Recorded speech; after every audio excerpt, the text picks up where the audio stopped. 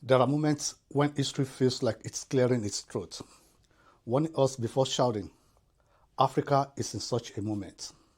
Across a continent that carries the weight of dreams, scars, and untapped promise, the echo of military boots has returned, not as a memory, but as a headline, as a pattern, as a warning.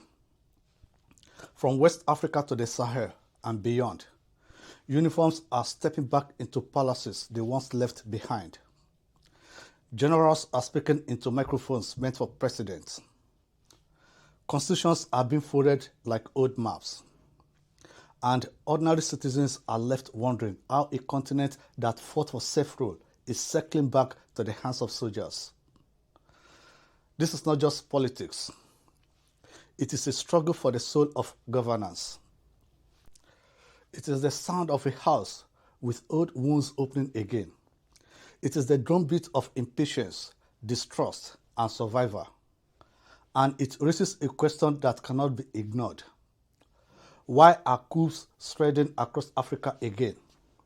Is it failure, frustration, foreign fingerprints, or a deeper fight over what leadership should look like? Today, we walk through the turning corridors of this crisis. We trace the forces pushing nations back toward the barracks, and we search for the truth behind the growing belief that democracy in some corners of Africa has lost its shine. Strength of Africa TV presents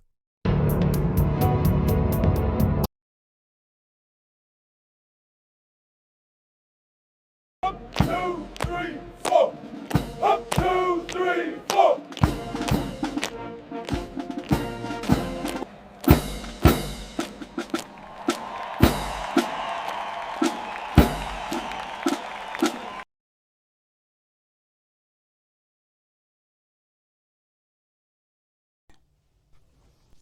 Good morning, good afternoon, and good evening.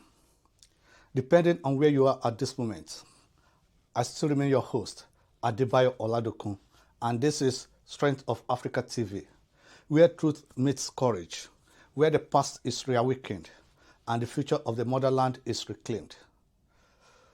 Today's episode is titled Return of the Uniform, Why Coups Are Spreading Across Africa. Let's start with a brief history. The continent that learned leadership through fire. To understand the present, we step back into the heat of the past. Africa's political journey is rough stone shaped by many storms.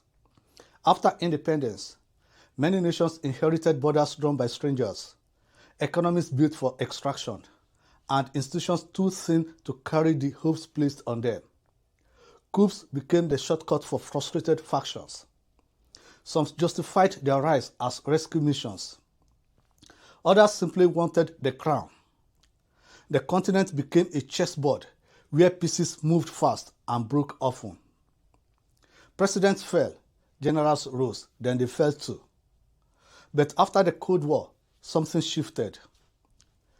A generation believed in ballots.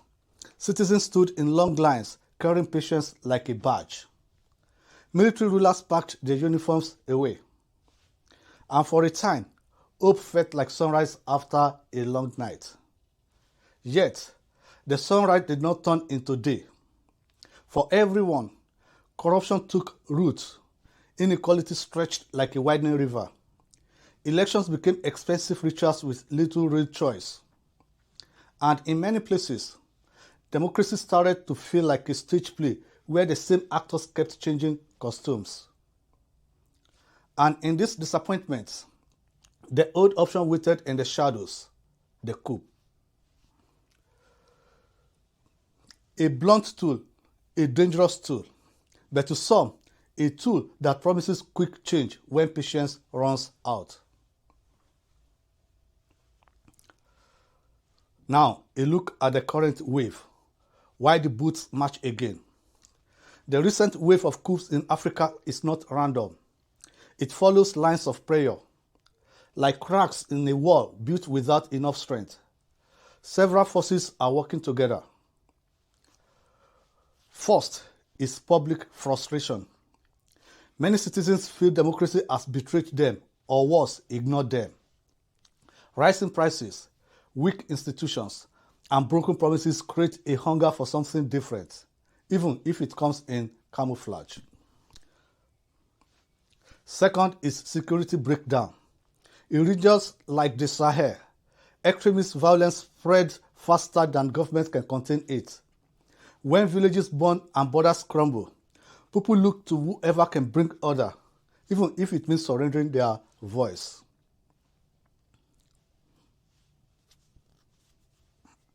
Third is the age of disconnected leaders. Presidents who stay too long manipulate constitutions or ignore their citizens. This creates fertile ground for military adventurers.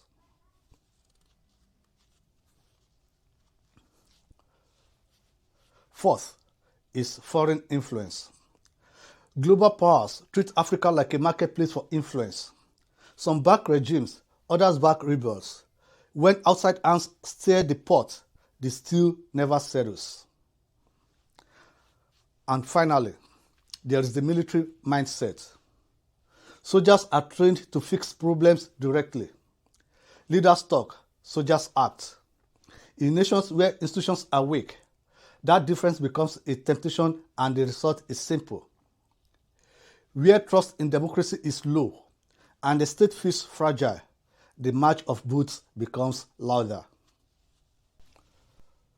Now, a closer look at case studies. When the uniform returned to power. To see the pattern clearly, we step into the stories of nations where the uniforms has already reclaimed the stage. Each case is a mirror, reflecting anger, fear, and ambition wrapped in different flags. Our first stop is Mali, a nation battered by insurgency, starved of trust, and tired of leaders who spoke of progress while villages fell to extremists. When the military stepped in, many Malians cheered. They felt abandoned by a government that could not protect them. The coup was not just a takeover, it was a scream for stability. Now, to Guinea. Here, frustration boiled slowly. A president who rewrote the rules to cling to power, an economy loaded with minerals but thin on equity. When the military arrived on television screens announcing a new order, crowds filled the streets. They were not celebrating soldiers. They were celebrating the end of a chapter that felt rigged. Our next stop is Burkina Faso. Twice in 1 year, that alone tells the story. A country surrounded by rising extremist attacks and fading trust. When the first regime fell, hope flickered. When the second fell, people wondered if the problem was deeper than any leader standing at the podium. Now, to Niger Republic. This one shook the region. A country seen as a key Western partner suddenly turned its back on a chosen leader. But beneath the headlines lay familiar prayer points: insecurity, foreign troops on the ground, and a belief that the government listened more to outside powers than its own people. Now, to Madagascar. This island nation offers a new twist on the coup narrative. In October 2025, the elite military unit Coups seized power after weeks of mass protest. The protest, fed by chronic power and water shortages, economic hardship, and deep youth frustration, erupted nationwide. The army swiftly moved. They dissolved key institutions, suspended the constitution, and installed Colonel Mikol, the Gen Z favorite, as interim president. For many Malagasy, the takeover did not feel like a power grab. It felt like a desperate attempt to rebuild from ruins of failed governance. As one voice on social media put it after the coup, we replaced a bad president with a mediocre one, capturing the uneasy optimism and underlying skepticism of citizens facing years of broken promises. Lastly, Benin Republic attempted coup in 2025. Even in one of West Africa's most stable democracies, the shadow of the uniform appeared on December 7, 2025. A group of soldiers calling themselves the Military Committee for Refoundation appeared on state television, declaring that they had removed Patrick Talon, the president. They suspended institutions and closed borders. Gunfire was reported near the presidential residence in Capital, creating panic. But the plot did not hold. Within hours, loyal forces with the help of Nigerian army regained control and government officials declared the coup attempt void. What makes this case especially telling is not success, but near success. A reminder that even similarly stable systems remain vulnerable when military ambition meets frustration, fear, or opportunism. Each of these cases, successful or attempted, tells a different story, but together they form a chorus. Democracy can falter not just in broken states, but also in those once considered resilient. Whether from revolt or betrayal, the uniform returns when the people's trust in civilians' rules erodes. And sometimes, after years of struggle, hope takes the form of soldiers' camouflage. Now, let's examine the psychology of coups. A coup does not begin with tanks, it begins with a thought. A whisper in the mind of someone who believes the country is drifting into ruin and that only decisive force can correct the course. To understand why coups keep rising, we need to step back inside that mindset. Picture a soldier on the front lines. He sees what the president does not see: burnt out villages, soldiers fighting with worn out equipment, and citizens losing faith in the state. Every day is a reminder that the system is fragile and that survival depends on strength, not speeches. Inside that prayer, an idea can grow. If those in power cannot protect the country, someone else should. This is the first spark. Not ambition, not ideology. A belief that leadership has failed. Then comes the second spark, proximity to force. Unlike civilians, the military holds the keys to the state's muscle. They command loyalty. They hold weapons. They can seize airports and broadcast stations in a morning. Power is not distant, it is reachable. From there, the mindset splits into two parts. Part 1, the reluctant savior. This soldier believes he's stepping in to stop collapse. He tells himself the coup is temporary, a correction, a rescue mission. He imagines the people will thank him. Sometimes they do at first. Part 2, the ambitious redeemer. This soldier sees a vacuum and believes he's destined to fill it. He thinks he can reshape the nation. He sees his uniform not just as authority, but as permission. Both types share a trait. They think they understand the nation better than the politicians do. And often, they believe the public agrees with them. But underneath those motivations lies a deeper truth. Military institutions tend to see problems as barriers. They solve with commands, not consensus. They fix with speed, not patience. They silence what slows them down.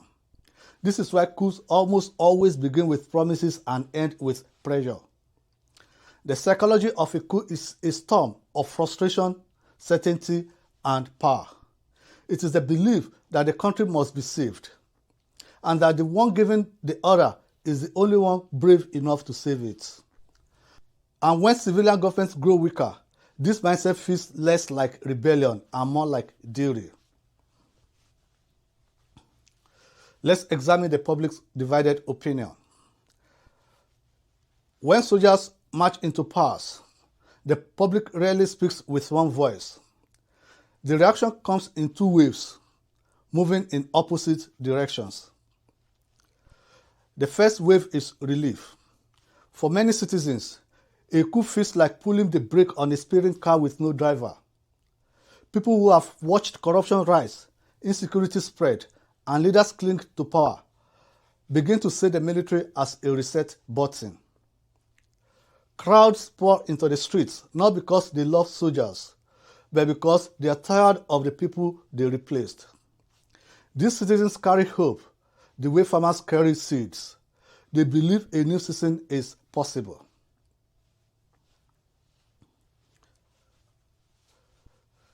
The second wave is fear.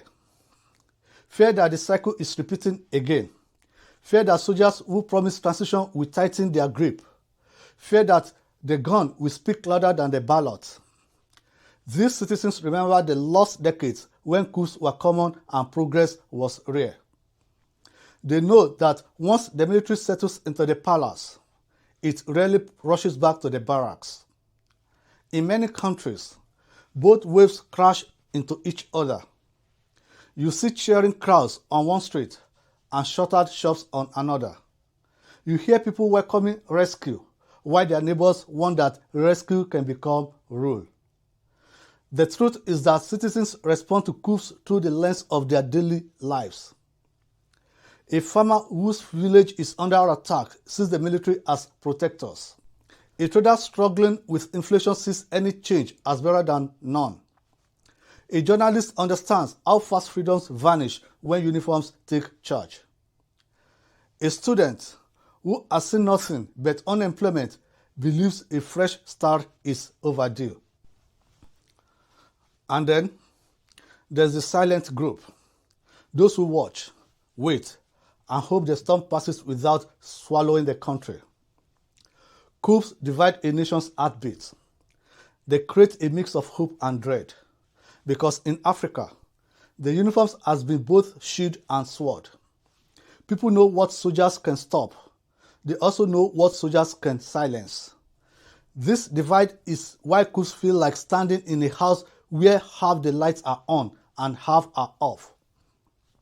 No one is sure if dawn is coming or if the night will grow thicker.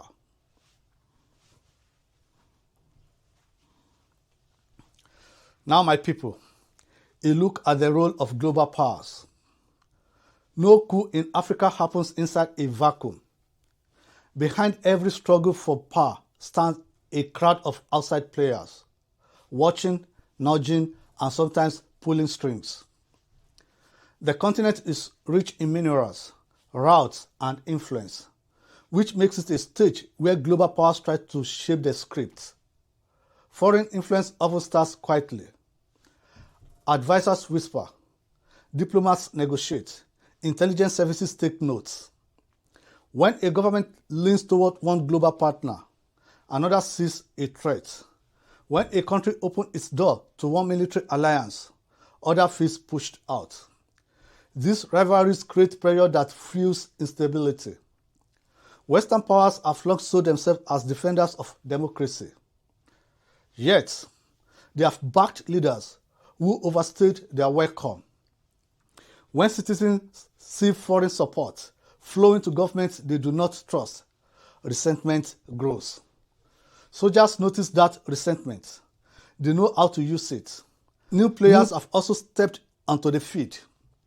Some offer military help without asking questions about governance. Others provide investment with no moral lecture attached. This gives fragile leaders alternatives, but it also gives ambitious officers bargaining chips. When outsiders compete for influence, the military becomes a tool, a partner, or a shortcut. Then comes the weapons trade, a shallow market of deals that never appear in headlines. When nations flood fragile regions with arms in the name of security, they often end up empowering the very groups that topple governments later. Add to this is the global hunger for oil, gold, cobalt, uranium, rare earths, and you see why foreign hands never sit still. A coup can shift resource control overnight. One signature on a military decree can reshape international contracts worth billions. And yet, The most dangerous foreign influence is not money or weapons. It is the message that democracy is optional. Every time a global power tolerates a coup because it suits their interest, they send a silent signal. Stability matters more than freedom. That message travels fast. Soldiers hear it, politicians hear it, citizens hear it. In the end, global powers often claim they want peace. But their actions, whether deliberate or careless, can tilt the balance inside nations already walking on thin ice. Coups do not spread only because governments fail. They spread because the world around them rewards strength, punishes weakness, and stays quiet when the gun replaces the ballot. Let's analyze the cost of coups on nations. Every coup carries a price. Some costs appear in the first 24 hours. Others linger for decades when the uniform takes power. The bill lands on the table and the nation must pay. The first cost is stability. A coup shakes the ground under every institution. Courts freeze. Parliament goes silent. Ministry waits for orders. Investors pull back. Even the soldiers who seize power must spend days proving they control the situation. A country that was already stressed becomes a country holding its breath. The second cost is the economy. Money hates uncertainty. After a coup, borders tighten, banks panic, and budgets collapse. Sanctions often follow, hitting trade and freezing assets. Prices rise, jobs vanish. Even if people supported the coup at first, they soon feel the bite. A coup may claim to rescue the nation, but it usually walks in with empty pockets. The third cost is freedom. Soldiers value order. And order, in their view, often means shutting down what they see as chaos. Media gets censored. Critics are watched. Opposition figures disappear from the stage. Policies that once needed debate now need only a command. Public life becomes quieter, not because society is calm, but because people learn to whisper. The fourth cost is regional trust. Neighboring countries become cautious. Alliances weaken. Regional bodies suspend the new regime. Travel bans and diplomatic isolation follow. A coup stains the country's reputation, making it harder to build a partnership needed to fight insecurity or grow the economy. The fifth cost is the future itself. When a military takeover becomes the solution, others start to see it as an option. Younger officers take notes. Citizens lose faith in elections. Politicians cut corners to stay in power. The message becomes clear. If you lose the ballot, you can win with force. This is how the cycle repeats. But, my people, the deepest cost is something harder to measure. A coup slows a nation's spirit. It tells every child watching that power belongs to whoever can seize it, not whoever can earn it. It tells every citizen that their vote is fragile. It tells every leader that the real throne sits in the barrack. The cost of a coup is not paid in a single year. It is paid in lost trust, lost voices, and lost time. Let's ask ourselves, can democracy survive the pressure? Africa stands at a crossroads where democracy and military rule are pulling in opposite directions. The question is not just whether democracy can survive, but whether it can evolve fast enough to earn the trust of the people, watching from the sidelines. The truth is clear. Democracy survives only when it delivers, not promises. Not slogans, but tangible results. It survives when leaders listen, when governments stop treating citizens like spectators and start treating them like partners. When people feel seen, coups lose their energy and their oxygen. It survives when institutions grow stronger than personalities, courts that cannot be bought, parliaments that ask hard questions, election bodies that cannot be bullied. Institutions are the pillars that hold up a nation. When they fall, soldiers step into the empty space. Democracy survives when power rotates peacefully. A leader who refuses to leave becomes a danger to the whole system. A leader who hands over power strengthens it. The baton must move or the race collapses. Democracy survives when corruption is treated like a threat, not a habit. Corruption drains public trust faster than any crisis. Citizens do not rebel because they love chaos. They rebel because hope dies. Democracy survives when young people find opportunities. A continent full of brilliant young minds cannot be left waiting. Jobs, education, and inclusion decide whether youth build the future or burn it down. And democracy survives when the military stays in the barracks, not because soldiers lack patriotism, but because their duty is defense, not governance. A nation ruled by force cannot grow roots. It can only grow shadows. The future of democracy in Africa will not be shaped by species. It will be shaped by choices. By leaders choosing humility over power, by citizens choosing participation over silence, by institutions choosing fairness over fear. Democracy is bending under pressure, but it has not broken, not yet. The question is whether the next chapter will be written by ballots or bullets. And that answer depends not on destiny, but on courage. The courage to build a system strong enough to outgrow its own wounds.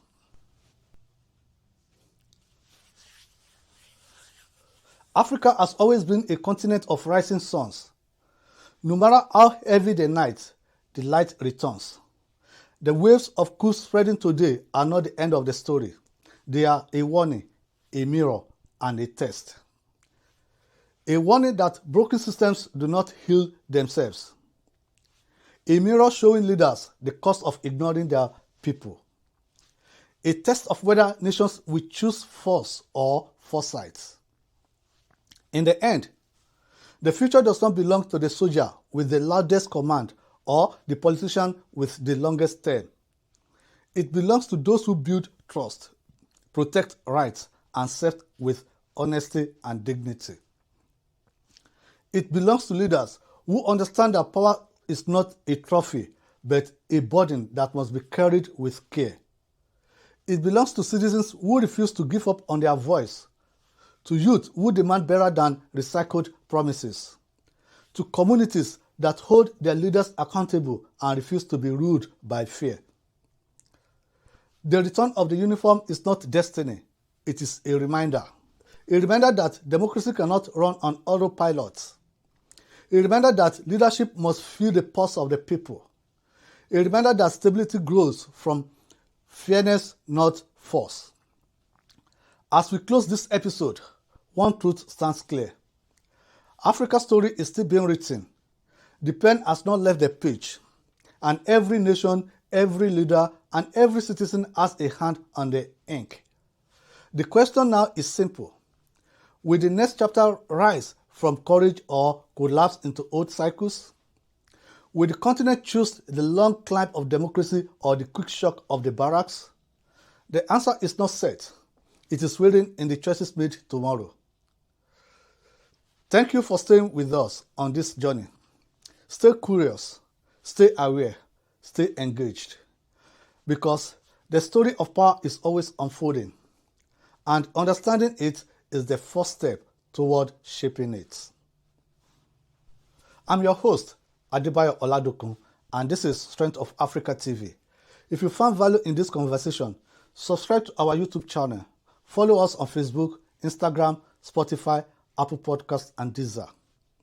Watch out for the next episode. You don't want to miss it. Until then, tell your own story. Because Africa's future is written in African ink. Stay rooted, stay bold, stay African. Thank you for watching and see you in the next episode. Bye.